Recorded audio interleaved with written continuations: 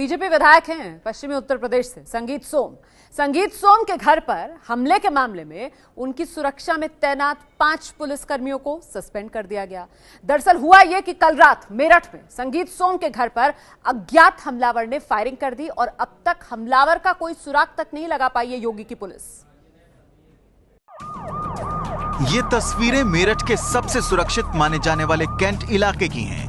सरधना से बीजेपी विधायक संगीत सोम कल देर रात अपने इस घर पर लौटे ही थे कि अचानक उनके घर के बाहर फायरिंग शुरू हो गई। पुलिस के मुताबिक स्विफ्ट कार में आए हमलावर ने पहले गार्ड रूम में बैठे गार्ड पर गोली चलाई, उसके बाद 6 राउंड फायरिंग की और एक ग्रेनेड भी फेंका। हमले के वक्त संगीत सोम घर के अंदर ही कुछ लोगों के साथ बैठे थे।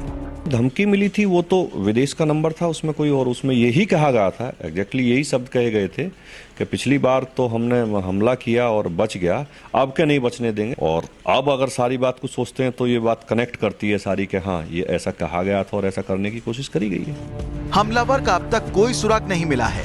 फिलहाल इस मामले में संगीत सोम की सुरक्षा में तैनात 5 पुलिसकर्मियों को इस आरोप में सस्पेंड कर दिया गया है कि उन्होंने कोई जवाबी कार्रवाई नहीं की। विधायक जी के आवास का सीसीटीवी शायद काम नहीं कर रहा था, लेकिन अन्य सीसीटीवी वहां लगे हैं, हम लोग उसका परीक्षण कर रहे हैं। संगीत सोम का कहना है कि उनकी सरकार में बदमाशों के हौसले पस्त हैं, इसलिए बौखलाहट में उन पर हमला हुआ है। पर सवाल तो ये है कि जब जेड सुरक्षा वाले विधायक यूपी में सुरक्षित नहीं है, तो फिर कानून व्यवस्था पर किसी भी दावे का क्या मतलब रह जाता है। मेरठ से रक्षित सिंह की रिपोर्ट।